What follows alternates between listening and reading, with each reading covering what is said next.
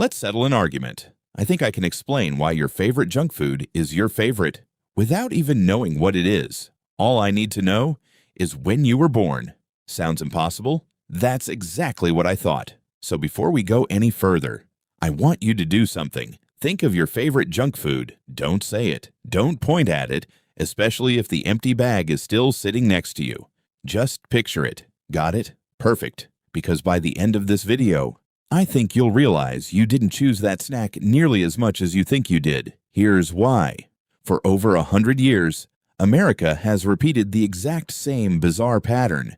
Every decade, one junk food goes from being almost nobody's favorite to suddenly becoming everyone's obsession. Grocery shelves are emptied. Factories run day and night. Kids beg their parents for it. Parents say, absolutely not. Then somehow get caught eating it after everyone's gone to bed, a scientific phenomenon known as just making sure it tastes okay. Companies make fortunes. The snack becomes part of everyday life. It feels unstoppable. Then, almost overnight, America falls in love with something completely different, like the previous obsession never even existed. This happened again and again and again for more than a century. So today, we're reopening every one of those forgotten food crazes, one decade, one legendary junk food, one unbelievable story at a time. And by the end, you'll understand why your favorite snack says as much about history as it does about your taste buds. Let's go back to where it all began.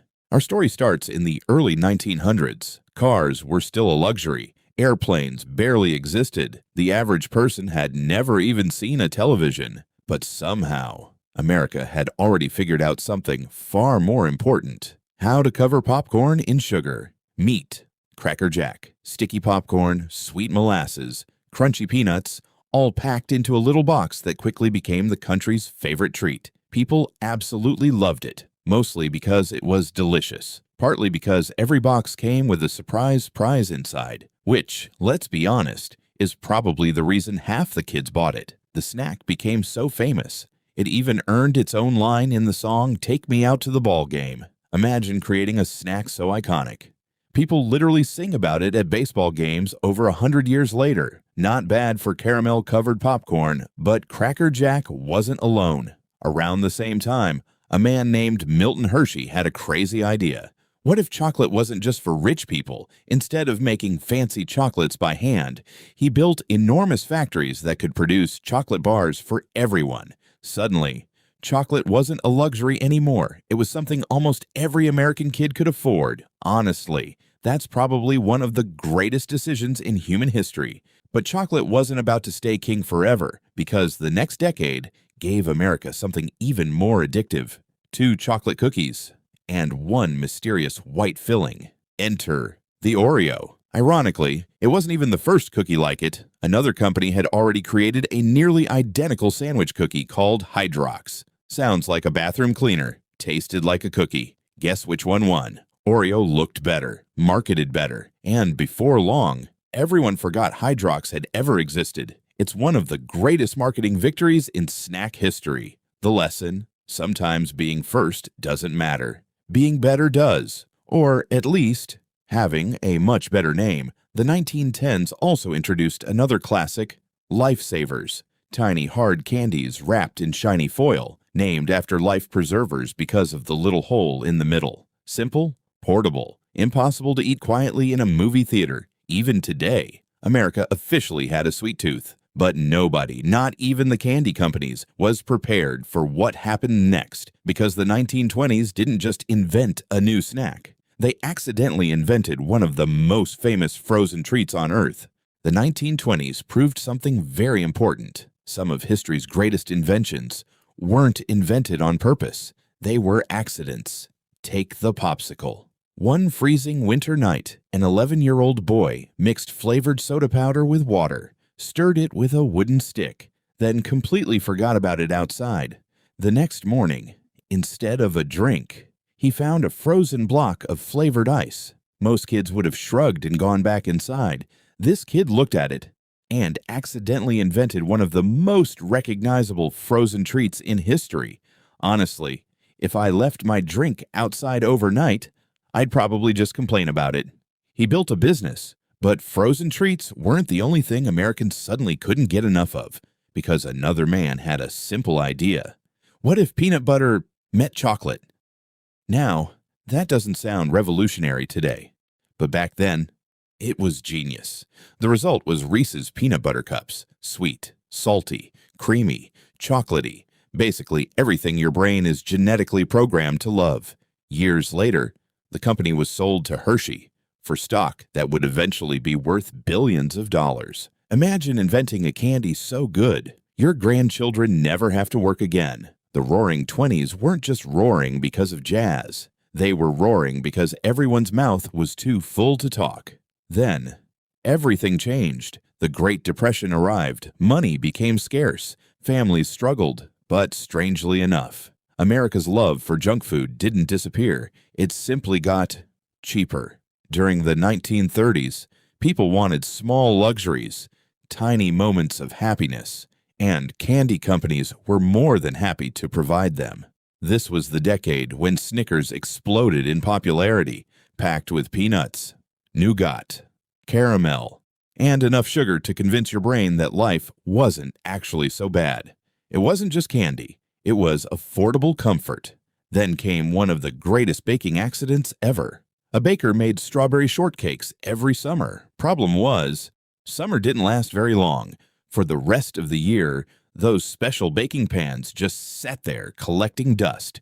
So one day he asked himself, what else can I put in these things? His answer, banana cream. When bananas became difficult to get, he switched to vanilla cream. And just like that, the Twinkie was born. Imagine becoming a millionaire because you refuse to waste a baking pan. Now that's efficiency. Meanwhile, potato chips were quietly becoming America's favorite salty snack. Factories were making them faster than ever. Stores were selling them everywhere. And Americans discovered something dangerous. Once you eat one, your hand somehow keeps reaching back into the bag. Scientists still haven't solved that mystery. But the next decade didn't change snacks. It changed the entire country because suddenly millions of people were at war. And somehow, that helped create one of the world's most famous candies. World War II changed almost everything, including chocolate. Soldiers needed food that could survive long journeys, hot weather, and crowded pockets. Regular chocolate? Not so much. It melted fast. So candy makers came up with a clever solution. Cover chocolate with a hard candy shell. Simple, effective, delicious. That's how M&M's became famous. Their famous slogan, melts in your mouth, not in your hands, wasn't just clever advertising. It solved a real problem, which means every time you eat M&M's, you're technically enjoying military-inspired engineering, probably the tastiest engineering ever invented. Around the same time, another snack quietly entered the scene, Cheetos, bright orange, ridiculously crunchy, and capable of staining literally everything they touched. Hands, shirts, homework, carpets, your little brother. Nothing was safe.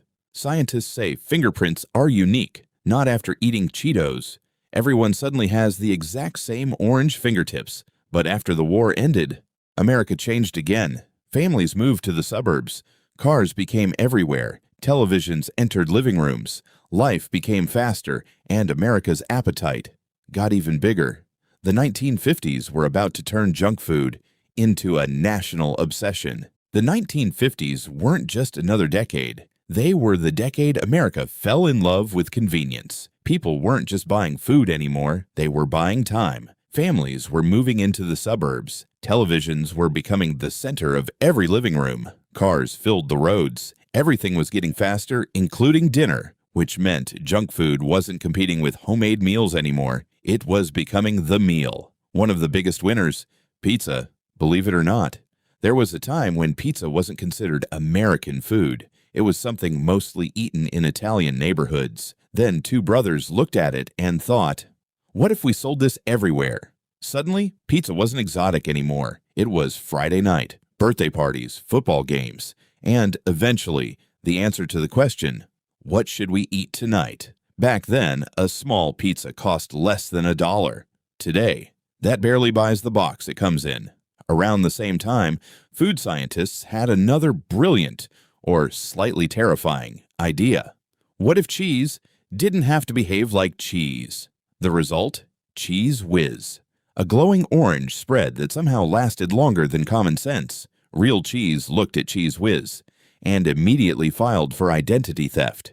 Yet people loved it because convenience was king. Nobody cared if it looked natural. If it tasted good, it made the cut. America had officially entered the processed food era, and things were only about to get weirder because if the 1950s taught America to eat faster, the 1960s taught America to stop cooking altogether. The 1960s might be the greatest decade in junk food history, not because snacks got healthier, absolutely not, because companies realized something incredible. Breakfast could basically become dessert.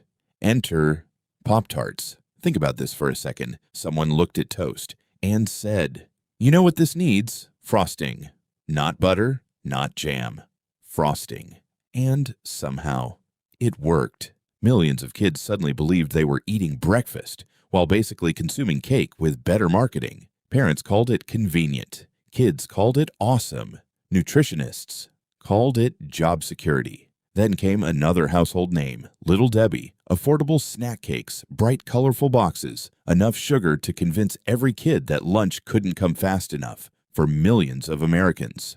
Opening a lunchbox wasn't about seeing a sandwich. It was about finding that little wrapped cake. If it wasn't there, the day had already started badly, but the biggest game changer of the decade wasn't sweet, it was crunchy. Doritos. Believe it or not, the original idea came from leftover tortilla chips. Instead of throwing them away, someone seasoned them, bagged them, and accidentally created one of the biggest snack brands on earth. Within a few years, America couldn't stop eating them, which proves something amazing. Sometimes one person's leftovers become everyone else's addiction, but just when you thought chips couldn't get any stranger, the 1970s showed up and asked, what if they came in a tube? The 1970s were absolute chaos. Food engineers stopped asking, should we make this? And started asking, can we? That's how we got Pringles. They're not sliced potatoes. They're not exactly mashed potatoes either. They're more like potato engineering. Every chip, the exact same size, the exact same shape, stacked perfectly inside a tube, which solved one huge problem, broken chips. Unfortunately, it created another. Once you open the tube, your hand enters and somehow doesn't come back out until it's empty. Scientists call that, oops. Parents call it, who ate all the Pringles? Then things got even stranger. Pop Rocks, candy. That explodes inside your mouth. If aliens landed on Earth, this is probably the first candy we'd use to confuse them. The moment Pop Rocks launched, rumors spread everywhere. People claimed mixing them with soda would make your stomach explode. It never happened. Not once. But the rumor became almost as famous as the candy itself. Imagine having marketing so good. People thought eating your product was an extreme sport. Then came Ring Pops. The story goes, an inventor wanted to help his daughter stop sucking her thumb. His solution, replace the thumb with a giant jewel made entirely of sugar. Modern parenting, ladies and gentlemen. But perhaps the biggest surprise of the decade came from two friends who opened a tiny ice cream shop in Vermont. Ben and Jerry's. One of the founders could barely taste flavors because of a reduced sense of smell. So instead, they packed the ice cream with huge chunks of brownies, cookies, and candy. If flavor wasn't enough, texture would do the job. Turns out, that was one of the smartest decisions in dessert history. By now, America had turned junk food into a billion-dollar industry, but the next decade was different because snacks weren't just food anymore. They became movie stars, TV celebrities, and pop culture icons. The 1980s were about to prove that one blockbuster movie could change what millions of people ate overnight. The 1980s changed the rules. Until now, companies had to convince people to buy their snacks. Now, movies, television, and pop culture did it for them. And no snack proves that better than Reese's Pieces. Believe it or not, they were never supposed to become famous. In fact, when Steven Spielberg was making E.T., he originally wanted the alien to eat M&Ms. Mars said no. Big mistake. So the role went to Reese's Pieces instead. The movie became one of the biggest hits in history.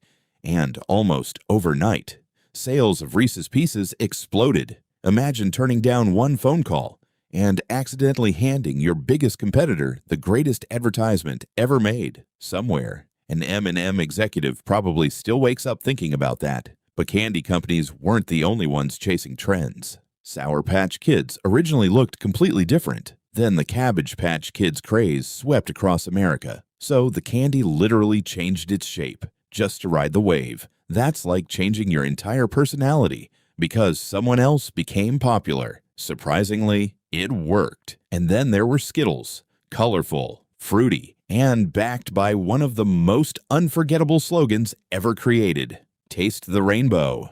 Nobody knew exactly what tasting a rainbow meant, but millions of people decided they wanted to find out anyway. Turns out, good marketing can make almost anything sound delicious. By the end of the 80s, junk food wasn't just sitting on store shelves. It was everywhere. On TV, in movies, in commercials, inside lunchboxes. America wasn't just eating junk food anymore. It was growing up with it. But somehow, the 1990s found a way to make everything even sweeter. And honestly, looking back, it's amazing any of us still have teeth. If the 80s made junk food cool, the 90s turned it into an entire childhood. Walk into almost any school cafeteria, and you'd see the same colorful wrappers, the same trades, the same arguments over who got the better snack. One of the biggest stars? Dunkaroos. It came with cookies and a tiny container of frosting. Officially, you were supposed to dip the cookies. Unofficially, most kids used the cookie as a tiny spoon, then ate the frosting by itself. Let's not pretend otherwise. The cookie was basically there for emotional support. Then came fruit by the foot. Some genius looked at fruit, flattened it into a ridiculously long strip, rolled it up, and somehow convinced millions of kids that this counted as a snack. Then there were Gushers, tiny fruit snacks, filled with a burst of syrup that exploded the moment you bit into them. The commercials made it seem like your head might literally turn into a giant piece of fruit, which, surprisingly, didn't happen, probably for the best. And finally, Lunchables. Originally created as a convenient lunch for busy families. Simple, portable, ready to eat. Kids absolutely love them. Parents love not making sandwiches. Everybody won, except maybe vegetables. They didn't even make the team. And just like that, the 20th century came to an end. 100 years, 10 decades, 10 completely different junk food obsessions. What's fascinating is that none of these snacks stayed on top forever. Every generation believed their favorite snack was unbeatable. Then another decade arrived. Another invention appeared. Another trend took over. And America moved on. Because junk food has never really been about food. It's been about people. What was convenient? What was affordable? What celebrities promoted? What kids begged their parents to buy? And what everyone else was eating? Who knows? Maybe the snacks we're obsessed with today will look just as strange 20 years from now. So here's my question for you. Which decade had the best junk food? And be honest, what snack can you still not stop eating? Let me know down in the comments. And if you enjoyed this journey through food history, make sure to subscribe to the Food Anatomix, because every food has a story, and we're just getting started. Thanks for watching, and I'll see you in the next one.